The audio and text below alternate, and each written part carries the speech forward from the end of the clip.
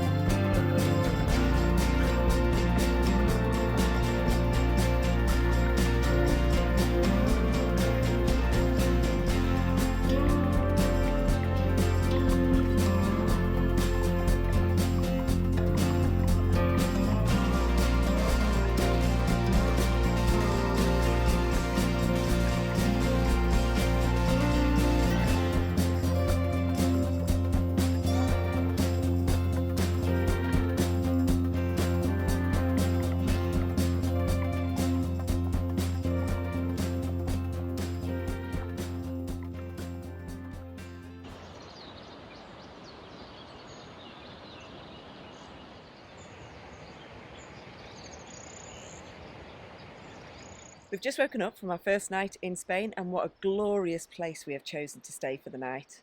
We found a little wild camping spot in the Picos de Europa National Park, and stunning is a word that's often overused, but waking up to this is pretty stunning. We had quite a busy day yesterday. We got off the ferry, travelled down to the national park, and then we managed to fit in a 7 kilometre hike. It was absolutely beautiful. We walked along some sort of glacial river with the waters that were so blue.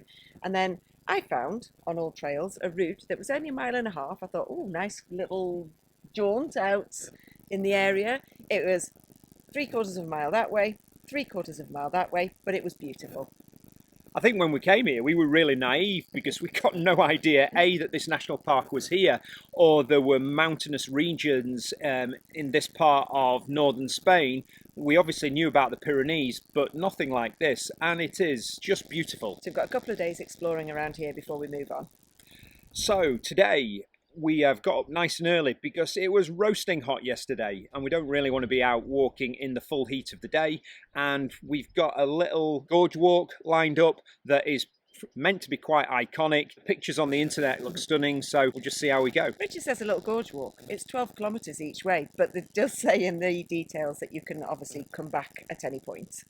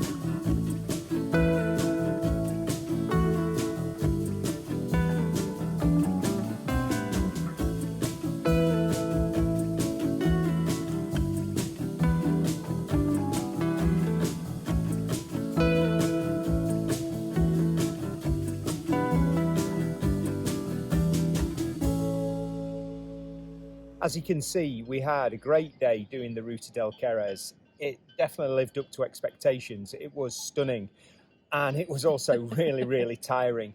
Not necessarily from the distance. It was a combination of the distance and the heat. There wasn't a huge amount of elevation, only 700 metres, but it was 28 kilometres of hiking in the day. And the second half of it, coming home, was in the heat of the day. So yeah, we were pretty tired at the end of it. So we decided to go back to our park up that we'd used the night before. And it was pretty quiet. There was only another couple of vans there. We had some food and went to bed. And then at 11 o'clock at night, a Spanish van turned up and parked literally a metre away from us, then started to put all their chocks out and open the van. They must have opened and slammed the doors about 12 times. They sat outside talking for a good half an hour. At this point, I was actually really desperate to go for a wee. We haven't got onboard facilities. I got that cross with them that I went for a wee in our onboard bucket that we have for emergencies, stormed out of the van, just put it into the hedge, stormed back in and slammed the door, much to the man's bemusement next to us. Not sure whether that's too much information. Well, you don't cross Jackie. I was so cross. It's fair to say Jackie had a serious sense of human failure. They woke me up. But yeah, it was just crazy. And in the morning, we were door to door with them, with about a 1 metre gap in between. And they said good morning, as you do, and then started setting up the breakfast table in the gap while we were trying to just pack up and go. We literally had about 30 centimetres to get in and out of the van trying to pack it up. So yeah, we've learned a lot about that. And as I think Jackie mentioned when we were chatting in the car, it's going to be a dog-eat-dog world, and you've got to get the best park up and make sure that no one can park next to you, because if there's just a little bit of space, they're going to take it. No, actually, the irony of all of this story is we were in a huge car park. The car park probably has 200 spaces and it allows overnighting. However, when we woke up in the morning, there were 5 vans parked where there was only us when we went to bed, and the rest of the car park was empty. So I, with my positive hat on, put that down to the fact that people just love Nelson and wanted to be close to him and wanted to park next to such an amazing van. I was not feeling that love at midnight when they went to bed finally. So the following day we were pretty tired and we'd got nothing in the legs. So we headed off and we were going to go and find 2 very, very picturesque lakes. Yeah, we spent an hour driving. We got to the road that we were supposed to go up to the lakes to find that there was a barrier and you couldn't go up at certain times of the year, and this is the time of year. You could only drive up before 7 in the morning or half 7 in the morning and after 9 at night. So we went back and found a really nice park up for the night. And then we had a lazy afternoon because again it was just fearsomely hot. So we were in this massive grassed car park and we just sat under the trees, had a bit of a picnic, let the heat of the day go, and then headed back up into the village, which was just beautiful. Yeah, we found a church called the Basilica de Santa Maria, and it also had a tiny little chapel that was wedged into the cliff. We could actually go into it. Yeah, not being Catholics, we don't fully understand all of that, but it was just a very, very pretty and historic site and definitely worth the visit. The architecture alone was worth the visit. It was beautiful. So after a really nice quiet night with no disturbances, even though there were 8 vans around us in the morning, they'd all kept their distance, amazingly. And then we are moving on to the seaside. And that's where we're at now. There's going to be more of this in our next video because we're now at the seaside and we are going to be heading along the northern Spanish coast towards San Sebastian. We're not sure how long it's going to take. No, don't care. But that's part of what we're doing. So, see you later. Bye.